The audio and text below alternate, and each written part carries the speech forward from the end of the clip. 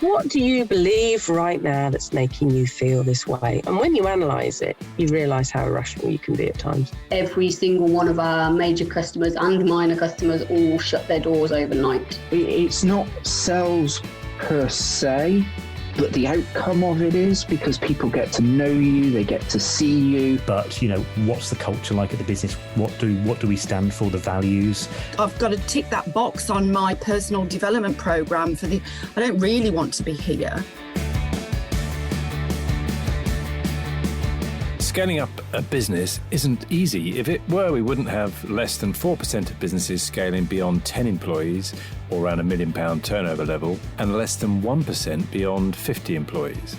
But the contribution that we make as owner-managers to our economies is immense and should never be underestimated, yet it can be a tough gig for all of us at times, and only other business owners truly understand the challenges that we face. And through ScaleUp Radio, we aim to help make things a little easier. We interview guests who have been where you are now and may have faced some of the challenges that you are facing. And they offer their thoughts and advice on what has worked for them, as well as what didn't. And we've also combined many of the lessons from these interviews and also through working with hundreds of owner managers over the last 10 years or so into a practical scale-up handbook that we've called the Entrepreneurial Scale-Up System, or ESUS. And it's for owner managers like you and me as we navigate our own scale-up journey. And you can order a copy through your favourite online book retailer or by going to all the W's, esusgroup.co.uk, www.esusgroup.co.uk.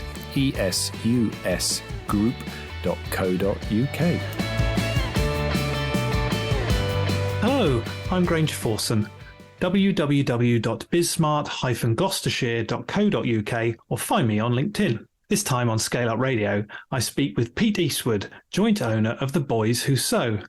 The Boys Who Sew manufacture high-end curtains and blinds for the interior design studios and their clients. They're based in Gloucestershire. Pete and his partner originally had a retail business serving many different decorating markets that failed, and it was during their reflection on what next realised they're Hedgehog and focused on making curtains. What is interesting is the pandemic was the key change for their business. It forced them to downsize and to find their ideal clients rapidly, or their new business would have closed before it even got going. As always, we cover a lot of ground, including a growing business is a balancing act, and so understanding this is really key. Focusing on what you're good at will help you find your ideal clients. Customer experience is so important, so focus on it right from the start of your business and all the time from then on. Always discuss the downside of any decision as well as the upside, so you fully understand it all before you make a decision on growth. What I love about Pete's story is his learning attitude. As the business is now 8 staff and growing, he's become a growth expert, as he defines it, guiding the business as it moves forwards. I know you'll get a huge amount out of this episode, so let's go over and listen to Pete. Hello, Pete Eastwood. Welcome to ScaleUp Radio Podcast. Please introduce yourself and your business to us. Hi, well, I'm Pete Eastwood and I'm the managing director of a company called The Boys Who Sew. We are a curtain and blind manufacturing business based in Gloucestershire, and we specialise making for the high-end interior design trade, more so than residential. So mainly it's for commercial people that we work. So give us an understanding what you mean by commercial, the types of work that you would do and who your clients are. So typically it's most of our work is in London. It's London and the South East, or M4 corridor, if you like. But I would say 80% of it is within London, Chelsea, Fulham, that kind of area. It's interior designers, usually design studios with 4+ people working for them, perhaps a procurement manager, doing the high-end residential, so multi-million-pound houses, wanting that top-end work. And they're the people we're working for. So when I say commercial, it's for the interior designers rather than the homeowner, okay, which is great for us. So we don't have to deal with the homeowner.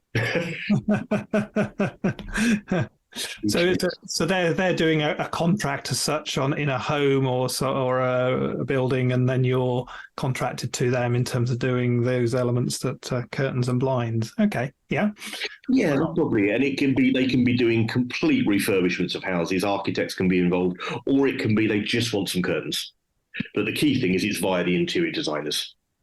Right. Okay. Yeah, that's a really good, interesting business model. So take us through then your business to date. Why did you go from where you started to working with those type of industries? Well, originally about 10 years ago, me and my partner set up a retail showroom for curtains and blinds in Bristol. And that was great, but eventually with the high street and mistakes we made, it all went wrong in the end. And like many businesses, we had to close that down. And the problem we had at that point, or one of the many problems we had, is you're relying just on the residential market. And as a curtain maker, when you've made curtains, they last for 20 years. So there's not a great deal of repeat business. And when you've done their whole house, you're really never going to see them again. So that was never great. And we always thought we needed something more regular coming along. We restarted, set up from home. We're very fortunate to have quite a substantial barn in the garden, which is great. So we set up from there, doing a similar thing, but saying we're going to stay small, just the two of us. We're going to look after that. And we were doing well. And then COVID came along, and every one of our customers was over 70 at the time. And just under £20,000 of business got cancelled in 48 hours because the last thing they wanted was us walking into their houses for curtains. Fair enough, really. So obviously that was a bit of a disaster. And we sat down and within a few days, we said, well, this is the opportunity for us to rejig. We weren't, because we reset a new business up, we weren't eligible for any of the grants and help from the government. So we slipped through all that, which I'm really glad about now because it actually meant we kept going and we focused. And in a nutshell, we decided to contact every interior designer we could ever think of or find or trawl. And we sent them an email with a workroom guide. And we said, let's try and get the workroom. And within weeks, our order book started filling up because so many other curtain makers had taken furlough or closed down. The designers still had customers wanting business. And we sort of stole in there quickly. And we realised this is our repeat business. So the interior designers and the architects have 4, 5, 6, 7, 8 jobs a year each. And once you're in with them and do a good job, they're just going to come back to you time and time again. And it transformed. So thank God for COVID. Wow. Fantastic. And thank God for Rishi not giving us any benefits. It was great. Otherwise I'd have been drinking gin and tonic in the garden, I think. Oh, that's amazing. We always talk about pivoting, but I always say it's a strange word. But this change that had to take place because of COVID, and you made that inspirational change to do that and made all those contacts, etc. So, how big are you now? Are you still just the two of you, or? Well, no, we tried to stay to two of us, and as of today, there's 8 of us. And we're recruiting possibly 2 more this week. So it hasn't quite gone to plan trying to stay small, but that's because the opportunities have come in front of us. And we've rejigged the business and we said, actually, it's now working. We've learned so much from what we got wrong before. We worked with the Growth Hub a lot in Gloucester, a huge amount of work with them, from mentors to advisors to workshops. We've taken every single opportunity they offer. And it's just given us the opportunity to redefine what we do. And I think the other thing that sort of happened with COVID is I turned 50. So I'd also just bought myself a bench for the garden. I call it my my MLCB or my MCLB, my midlife crisis bench. And there I was sitting drinking coffee. And of course, the summer was beautiful in 2020. It was. And I didn't have anything to do. And we just took the opportunity, I think, with turning 50, the business having to be reshaped, the world slowing down. I sat down and started to think about what I wanted to do. And that peace and quiet that we had for those couple of months, I was working for sort of 3 or 4 hours a day contacting designers, but the rest of the time I just took time for myself. And it was brilliant. It's been the best period I ever had because it gave me that opportunity to say, why do I do this? What do I want to do? What makes me tick? What gets me out of bed? And that was the greatest thing that I discovered in that time. So COVID was fantastic for us in a very strange way. As much as it was awful for so many people, for us, it was fantastic. It gave us that space and that thinking space. Growth came along at the same time. But I swear a lot of it was just my midlife crisis bench. And one thing I did have was I listened to a podcast in the middle of the night once. I don't know what one it was, but Eddie Hearn, the boxing promoter, was on it. And he just said something, and I can't remember what else he said at all, but he said one thing, and he said, if you're not working on your business at 8 o'clock tomorrow morning, your business is dead. And it just stuck. And I woke up the next morning and we started contacting the designers. And so these little things happened. Just heard the right thing at the right time. The sun shone the right day. You know, I think there was a lot of that went on. But then we just took the opportunity. Wow, that is an amazing story. I love the idea of the midlife crisis bench, the peace and quiet to think. But the way that you described yourself in terms of you found yourself and you found what was right and you found the business and what's right for the business in terms of doing that by stopping and thinking. And we are so busy sometimes trying to make those pauses in our businesses. And that's one of the things that we try to do with our Smart 90 approach with our clients. Taking those pauses once a quarter to stop and really reflect about what's important next, what you need to do. So, wow, brilliant, fantastic. So, tell me about the marketplace. So, you've contacted these designers. You talk about this growing in terms of doing that. You know, is it a competitive marketplace? Is it? I mean, it's growing for you, but is it growing in general? You know, what's the opportunity for you going forwards? It's interesting because we asked that question. It's quite a close-knit community, the curtain makers. So there's a Facebook group that about 3,000 or 4,000 curtain makers exist on, and in the country, and there's lots of people, but probably 90% plus curtain makers work on their own, maybe with a friend, often in a spare bedroom or in a garage or a studio at the end of the garden. And that's the vast majority of curtain makers. At the other end, you've got a few very large factories that you can send your specifications to and they'll make it and they'll send it out to you. Between those, there's a relatively small group of businesses that operate the whole service from measure, make and install, where we go and support the designers and where we've got multiple workers. You know, there'll be businesses between sort of 5 and 25 makers. And there's not that many of us, to be honest, going around. So, but there's thousands and thousands of interior designers all needing work. Right. So that, and then the final little piece in the jigsaw is that I always joke, and I don't know if I'm absolutely joking, is I say I'm in this industry because at 52, I'm still a youngster, because your average curtain maker is not 52. Okay. So every month we pick up a job from someone who says, my curtain maker's just retired. Every month, without fail, we get that call. Right. So we're trying to develop new people, but the industry is generally an aging industry. There are some youngsters coming through, but not many. So there are opportunities. And of course, as long as there's windows, there's going to be curtains. Yes. And every time someone sells a house, they want a new pair. So it's not a bad industry to be in if you like making things. You know? Yes. And I think we both know a bit of business in South Wales, Deck Equip. Well, they're one of my suppliers. Yes. Yeah. They're a great supplier. Yeah.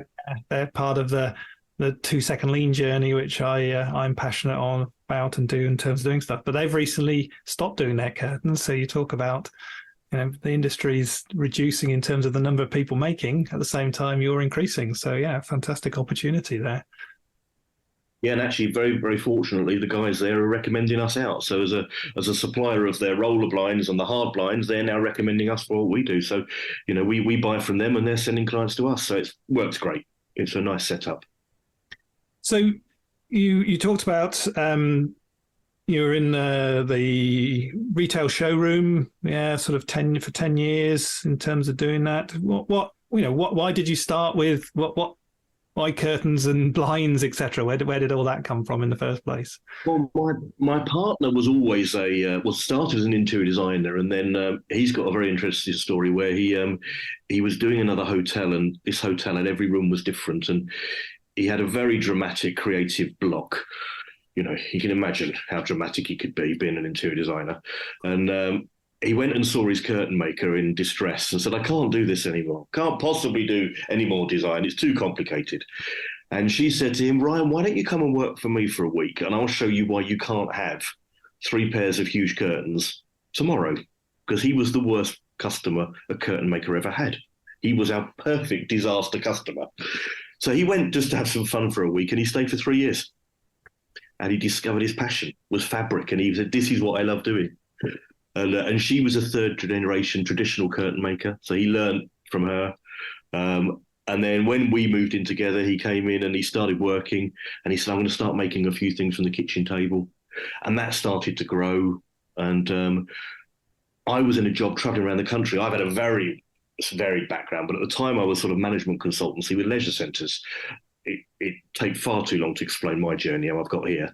But I was travelling on another motorway, sitting, I think I was actually on the M4, sitting in a Burger King, and I went to eat another burger, and I just couldn't face it. And I phoned him up and said, "Can I come and make curtains with you?" And he said, "Of course you can." So the next phone call was to my boss, and I said, "I've decided to quit," while I was sitting in the service station with no plan B and a mortgage and everything else. And he said, "At last, I've been waiting for you to get the courage to do that." And I said, "Well, I've got a month's notice." He said, "Well, you'll need more than a month, so why don't you work for 3 months and I'll pay you, and don't worry how much you do, I'll help you get started." So the last 2 months, I barely did any work for him. And he said, "Don't worry, my way of helping you on to the next step." Amazing. He helped me do it because I got the courage to do it. So, and we ended up starting this little studio, if you like, making, and we looked for a workroom, a studio/workroom, and without planning it, it became a shop. And suddenly we were having customers come through the door, and then we ended up with a bigger shop. And we never wanted to open a shop, and we were suddenly doing retail. And it wasn't really planned. We didn't have a plan. That's the reason. We sort of went with where we thought we'd go, and then we grew too big, diversified, ended up doing paint and everything. And we realised all we wanted to do was make curtains. And at the end of that, with all the mistakes we made from naivety, not planning, the difficulties of the high street, everything else going on, the perfect storm came there, and it was just time to shut that down. And if we hadn't, we'd have been shut down in COVID anyway. That would never have worked. So we sort of stumbled out of it. But again, we're glad we did. We're glad we did it because we learned everything to do wrong in a business.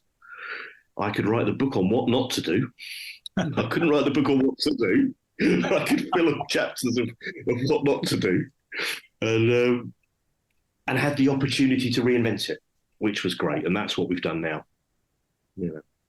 Oh, I mean, that's a fantastic story in terms of just that element, the fact that, a lot of businesses, small businesses, they start off and you start experimenting with different things. We call it the owner's trap, and you end up being trapped in the middle of it with everything going on around you and not being able to actually really grow or enjoy it, etc. And that's because you end up doing too many things.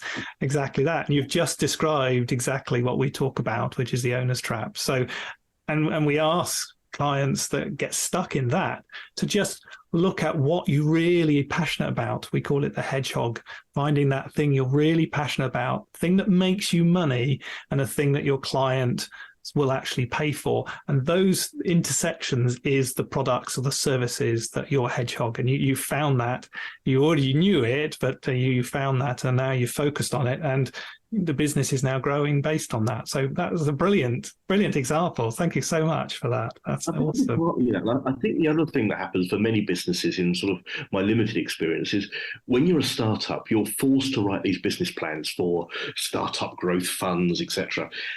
And the vast majority of startups have no idea what they're going to do as a business. They've got an idea, and they're told, how many are you going to sell? You just have to make a number up because you've no idea. What are you going to sell? Well, a bit of this. Then you start saying, well, I'll do a bit of that and a bit of that to make the numbers stick.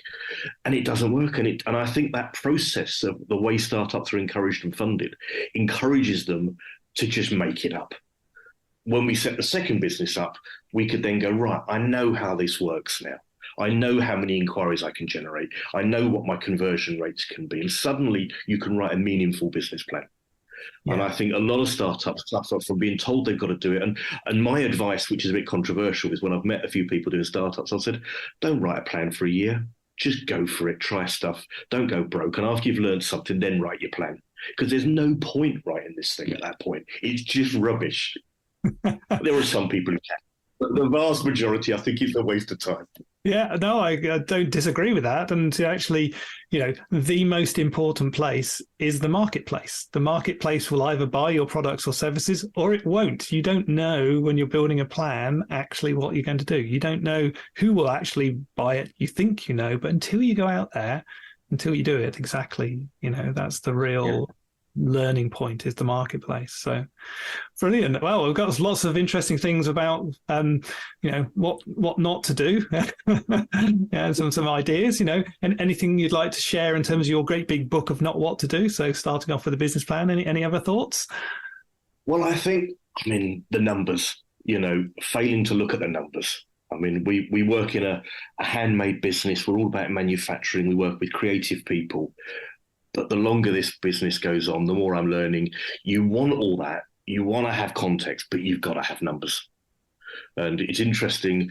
The more people see us, we have videos on our Instagram and all these curtain drops and fluffy this and fluffy, and it's all the beautiful stuff. But more and more I learn the business is built on the data and the understanding and the planning and the meetings and the communication, like every business is.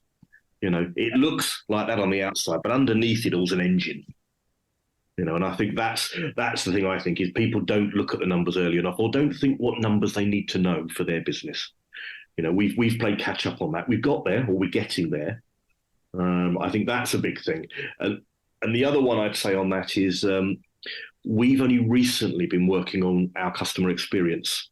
We're members of some sort of I think called Soho House, which is wonderful the way they look after their customers, and they're very big on the customer experience. And we've been spending a lot of time trying to understand every engagement they have with us, from how we deliver quotes, how we respond to emails, how we meet them, what we give them, what we show them, how we explain things, every touch point, how we get feedback.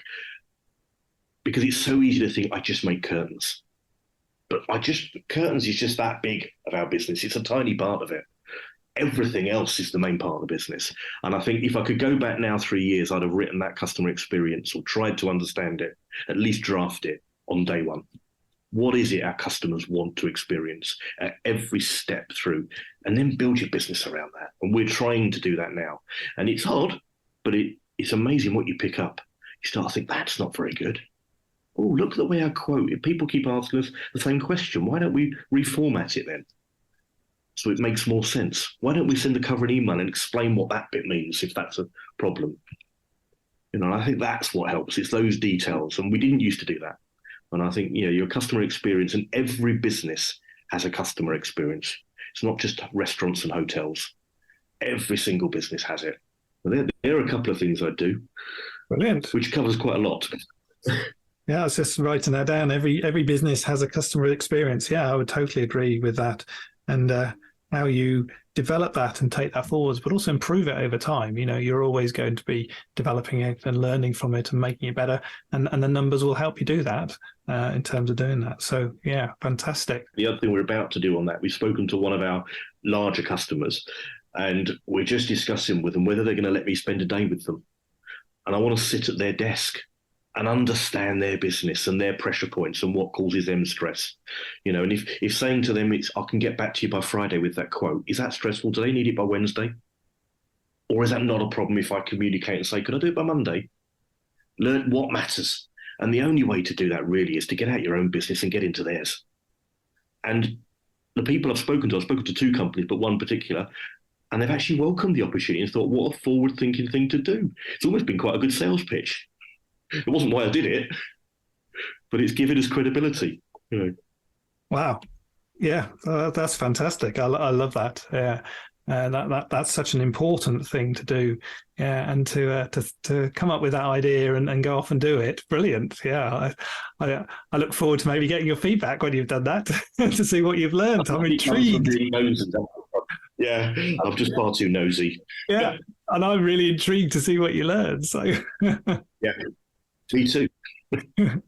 So the business is growing. You've gone from 2 to 8, and another 2 people joining hopefully this week in terms of what you're doing. How do you, now you've got the midlife crisis bench, as you called it, how else do you manage overwhelm? How do you ensure that you're not getting overwhelmed by everything that needs to be done and sorted? Well, that's a big question. There's probably a few ways. I think the one that jumps to mind first is employing good people to give you the space to think. So you can't do everything. I mean, I think as business owners, you're inherently a jack of all trades because you have to be. But it's moving through that process, which we're doing at the moment, to stop doing that and starting to be leaders and starting to be growth experts. That's really what our role is in the business, is to grow it and not do all the day-to-day stuff, even though we know how to. But it's trying to empower those people and let those people take us further and forward, further than we could have done it. I think that's a big one. The other way we've started doing, well, for about 6 months we've been doing this, is we've been plotting our meeting structures.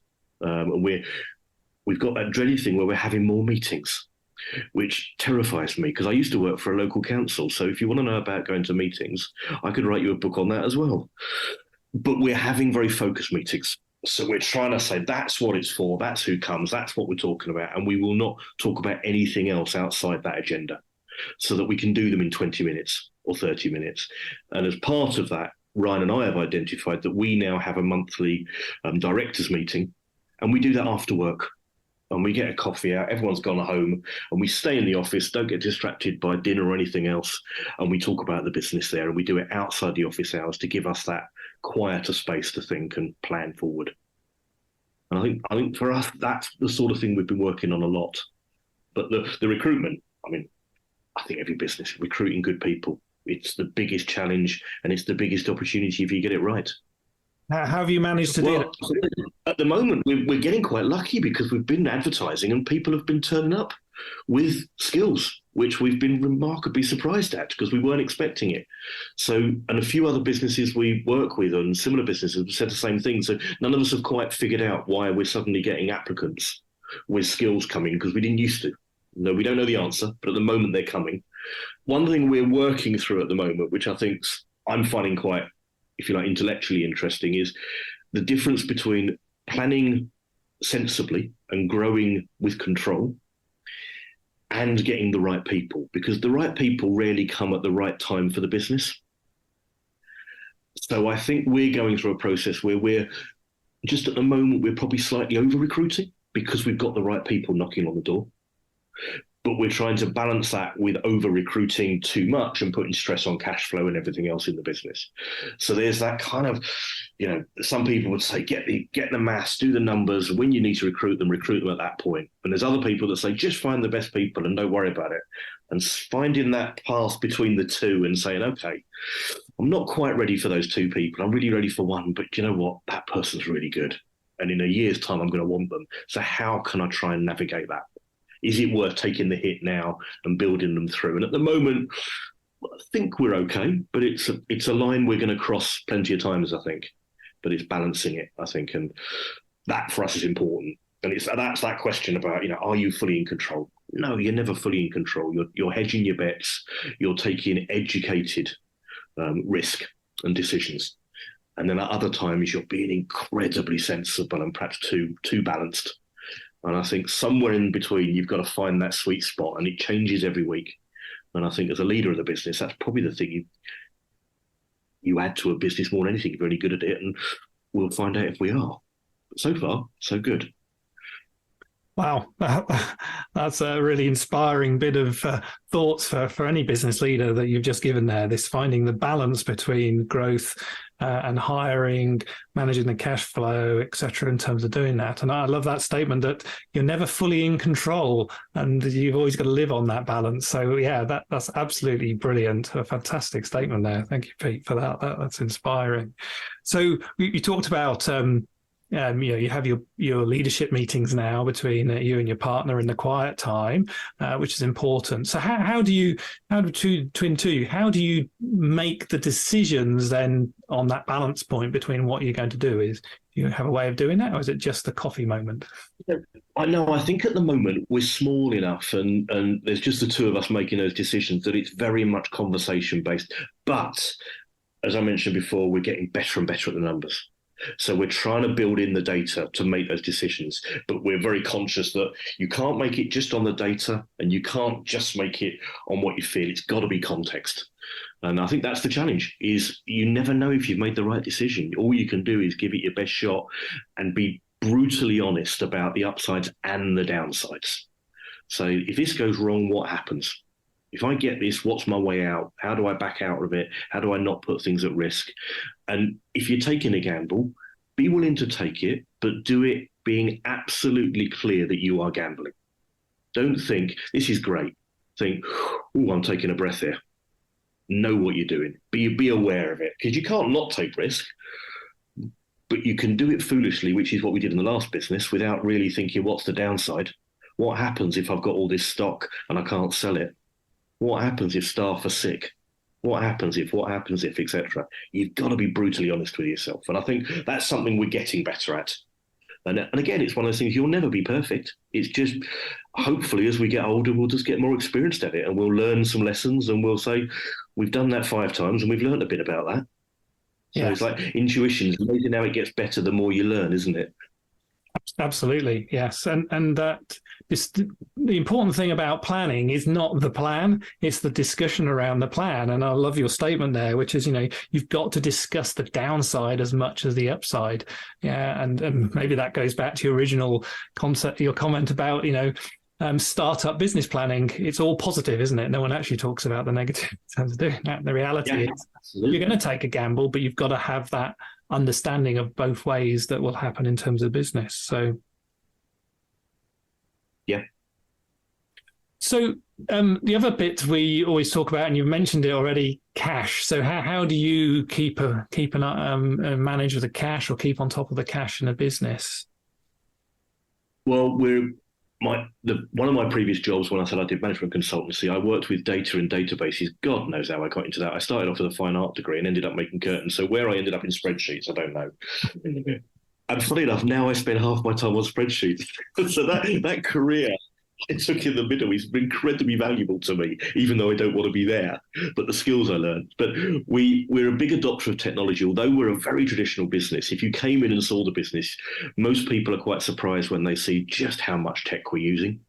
And an example of that, I mean, this isn't remarkable, but we're big users of Xero, the finance program. So everything is straight in there. And having set up the second business, we were able to set the reporting and the account codes in a meaningful way that was going to give us data back. So management accounts were set up right at the start of the business, and that's been important. So the cash flow is fine, again, if your data's accurate, and we put a lot of time into that in our CRM and our Xero package. And then the other side of it is for the size of business, we probably justify it now, but probably a year before we could afford to, we spent much more on an accountant than we could have done. And I'm really glad we did that. So we started board meetings and paid for those a year earlier with our accountant producing management accounts, sitting down with us for half a day every quarter. And we probably did that earlier than most small businesses would. I think the size we're at now justifies it. But when there was 3 of us, spending that money on an accountant and doing that level, I'm really glad we did that, because it brings an outside expertise in and someone who's hasn't quite got the same foot in the game as you have. Yeah. But understands the business and wants to help you and wants to support you. And I think that's been great. So having the programs, having the technology to make it quick. I mean, when people tell me they're off to do their VAT return and look downcast, I think it takes me 10 seconds. I mean, it just works. Why is anyone sitting there spending weekends doing a VAT return? It just seems crazy to me. Yeah. And we won't do that. And yet most curtain makers, it's old school, it's paper. Oh. That's the world, it sits in. We're lucky that I think we took that bite really early. And any other technologies that you use? Well, you can imagine spreadsheets and pivot tables. I mean, goodness, I could bore you for years with those. I used to train them at one stage. That's terrible. The team still look at me like, oh, not another one. And actually, that's the point. I use them a lot for me because I like them. Other members of staff aren't keen on them, and it's finding the right tools for the right people. So I'm heavily involved in that. Other people, it's edited. We just get the information out for them they need, rather than trying to kill them with data and kill them with systems. But slowly, it's interesting. They're all moving across to the systems, and they're starting to say, do you know what? The CRM, having that box ticked properly and changing that status, that really does help actually, because I can see this and I can see that. And we haven't got some job sheets printed, and it tells me that. So we are winning the hearts and minds, but it's been a slow journey trying to sort of convert people. And I've been conscious not to push them too fast, because I'm an early adopter of things and most people aren't. And you've got to find the right time to bring them on board. But we do that. We're an ISO company now. We use we've got a system called OpsPower, which I love. It's a small little software company, and essentially it's a CRM for operating your business. So it's all the back office side of your business. So, you've got, do I need a meeting with my customer? But then you've got, here's my system that manages my meetings with my staff and my suppliers and my reviews and that sort of thing. And I'm a big fan of using those things. They're not expensive. And if you invest early days, they're easy to set up. Trying to set those things up when you've got 8 or 9 people is much more difficult, let alone if you've got 50 or 100. So that's important to us. And getting the accountant, and we've got an HR company that we outsource to now. We've got a marketing company we outsource to. We make curtains. We don't do marketing. We don't do HR. We don't do accounts. We get other people to do that for us. So we've done that from the start, and it's really helped us. And again, last time, the old business, we did all that ourselves. And guess what happened? Yes, you lose yourself in everything you need to do, but not what you want to do. Yeah, in terms of finding that middle ground, that passion in terms of that allows you to grow. So, wow, fantastic. And you and I met about a year ago in terms of thinking about your lean journey, etc. So how's that going? And have you progressed with your lean thinking with your staff? We're making progress, but funny enough, I think that's related to the data. I think it's a journey that I like, and I had a mentor through the Growth Hub who runs a factory up in Tewkesbury, and he was very much into this, and he sort of convinced me of its benefits before I met you. But it's one of those areas. I think it is a journey to bring your team along with. I don't think it's something you can impose on people. You've got to make them want to come with it, and some people just instinctively love it, and those people that, it's wrong to say it, but if you're a typical person that's super neat, that's perhaps got a bit of OCD, those people are going to like that sort of thing, and other people are going to be more resistant. And I think it's a process of trying to say, now let's bring this in. Now let's start to touch on that. Let's now. An example is we're not doing it formally, but what we are starting to do is say to people, look, we set the workroom up with this. Can you just have a think? Come back in 10 minutes and say, are there any things in that storeroom we could just change? And I'm not talking about 2-second lean and management theory. I'm just saying, is there anything in that storeroom we could change? And suddenly I'm not talking to them in management speak, and I'm not imposing a system on them, but it's the same thing. It's exactly the same thing. And we're trying to bring it in that way. And I think it might take another year, I think, before we're ready to move it on more formally and bring it in as a sort of concept. But I'm just trying to bring people through, and I might be taking it too slow, but it feels to me like we've just got to work on it. I did another side of me. I did a master's in management many years ago when I worked for the council. And one of the things we learned in that, which I really liked, was the change management section. And one thing they talked about there is a concept you may have heard of, you probably have, is a thing called phasing, where you make a change. And once you've made those changes, you stop making changes and you allow it to embed. And you give people breathing room. And it's interesting because most of the business coach setups I've seen, drive change, next change, next change. And it's as if no one's ever read the phasing chapter. And yet change management say this is critical. Stopping change is as important as making change. Giving people a chance to embed it. And it's interesting, it's as if no one's ever read that page. And I'm a big fan of that. And I think taking your time sometimes is knowing when to stop, when just to say, let's just do the day job for 3 months.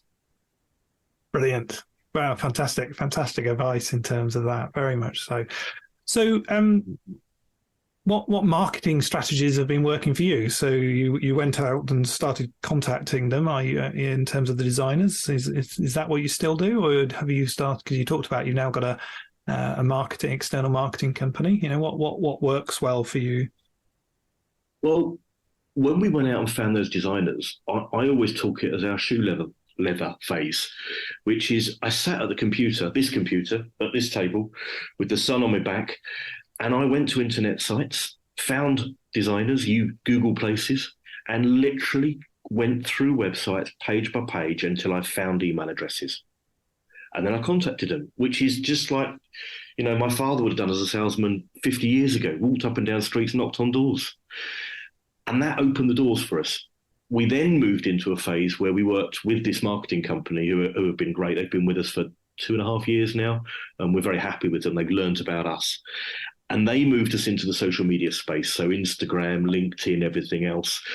And so we've moved much more into online marketing with their expertise, half of which I don't understand at all, but I don't need to because they've got targets to deliver leads, and that's what I count on. And as long as they deliver the numbers, I don't mind how they do it, giving them the freedom to do it.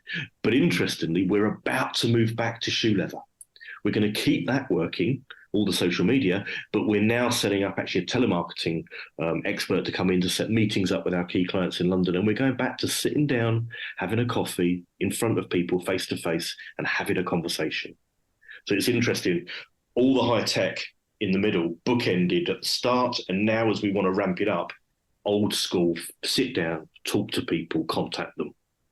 No, I'm pleased with it. I'm glad we're going back to it because it's very easy just to rely on this online.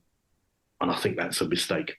I think, don't forget, the way the world's sold to for hundreds of years can't be wrong. Going and meeting people, going and talking to people, going and knocking on their doors has got to work. It's worked for centuries. And I think a lot of people say, no, just do email campaigns, just do social media. You've got to do both, I think. Brilliant. Well, no, that's a really great thinking around marketing, and and to be honest, in terms of as your business grows, as you need more leads and different types of leads, then the different tactics will have to come around. That is a natural evolution as a business grows and scales. So yeah, brilliant, really interesting. Again, I look forward to seeing how you develop on that. So we'll see. It's just about to start that, so let's see. Give me 6 months, I'll report back. Brilliant. Right. So let's talk about the industry now. What drives you crazy about the industry? If I give you a magic wand, what would you change about the industry? You know what? I'm pretty happy with it. I'm really happy where we are. There's an opportunity for us, which is, and I don't mean this to insult interior designers, but interior designers tell us week in, week out that they know very little about curtains and blinds. It's not something that spends a lot of time on their training, which gives us a business. So being able to support them and help them, and they can say to us, can you just make that problem go away and just solve that for me? Yeah, no problem. Leave that to us. We'll do that for you. We'll work out the little details. So it's great. So actually, what some people would say are weaknesses of our customers are other things that give us a space to exist. And you can't know everything. They're brilliant at what they do. What we need to do is just help them on the bits they're not so good at over here, and make them brilliant at that, and let them stand in front of their customers and say, "Look what I've done for you." And that's kind of what the business is. So I don't actually think there is anything fundamentally that wrong with it. I think it's quite an interesting business. There's a huge amount of passion with the thousands of makers around the country. Beautiful things they're making. Are we the best makers in the country? No. We're among the top, I'd say, but there are people who make extraordinary things that we can't do. I'm not going to pretend that we do. We get to work in extraordinary places. It doesn't mean we're the very best, but what we are good at is we're good makers, we're good organisers, we're good schedulers, we're good at marketing, we're good at sales, we're good at meeting people. So we're a bit that jack of all trades, if you like.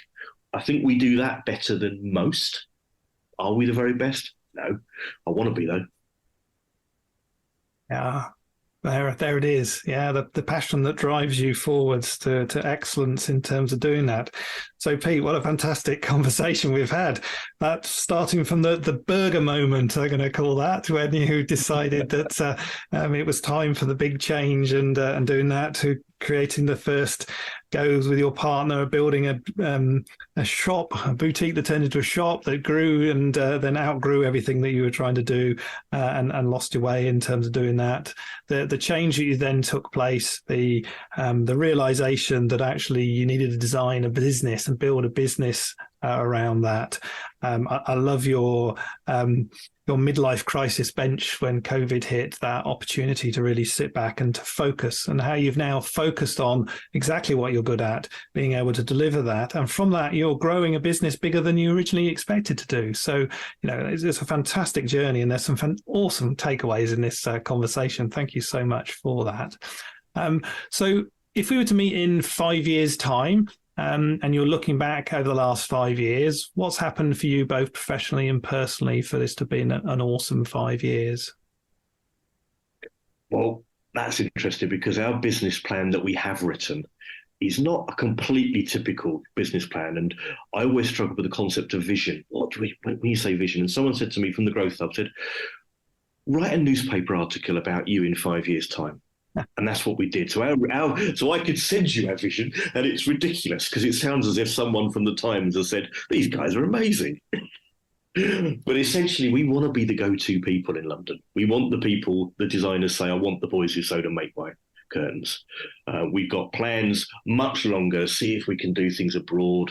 And that we haven't got huge plans on that, but we've got it listed down in terms of that's where we'd like to be. How are we going to get there? No idea. We'll worry about that in a couple of years. Right now, we know where we're trying to get for those 5 years. Personally, it's interesting because one of the things I learned when I sat on my bench was that I am not a 9-to-5 person. It doesn't make me tick. And so people say, you need work-life balance. And I go, no, I don't. I love this. This is what I want to do. I don't want to go to the cinema. I want to go and work over here.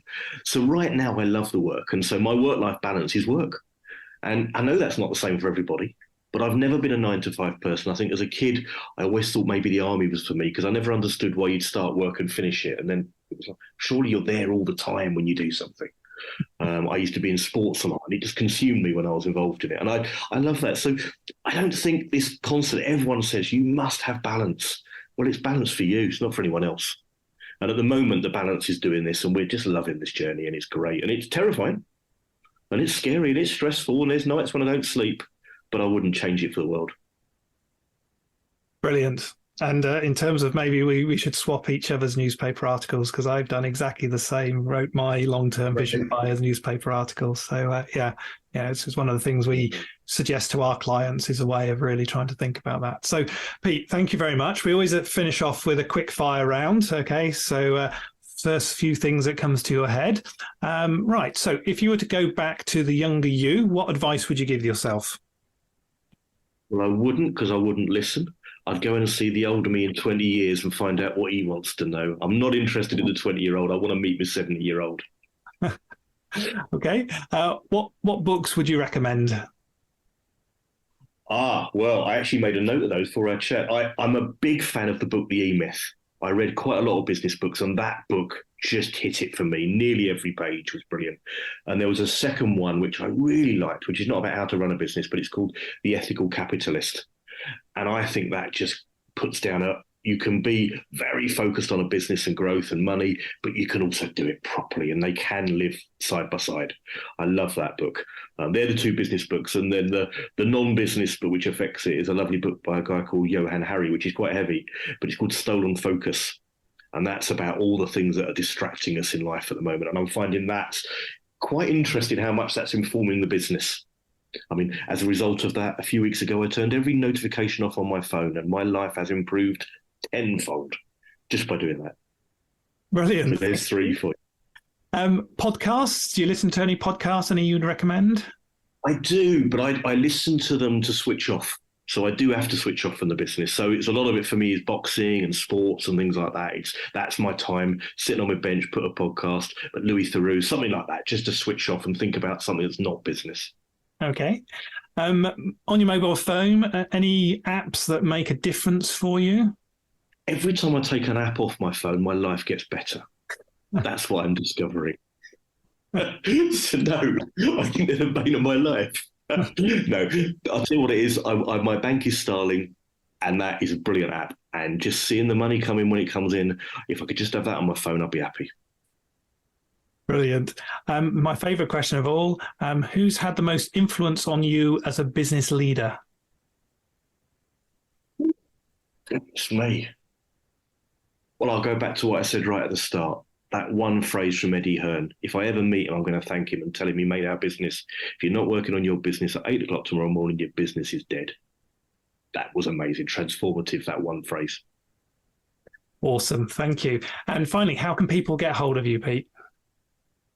Well, the best way is we're big on social media. The Boys Who Sew is quite a good brand name. It seems to get noticed and remembered. But if you go to our website, theboyswhosew.co.uk, there's lots of ways to connect to us on that. That's probably the easiest way to get hold of us. Awesome. Pete Eastwood, thank you so much for this fantastic conversation today. Thank you. I hope you enjoyed that discussion, and if you're building and scaling your own business, you might well be interested in our book, The Entrepreneurial Scale-Up System. And it's exactly what it says on the tin. It's a practical handbook around scaling a business in a structured way. And you can order a copy on all your favorite online retailers, including an audio version, or you can find it and other supporting resources on our website, www.esusgroup.co.uk. That's esusgroup.co.uk, which is esusgroup.co.uk.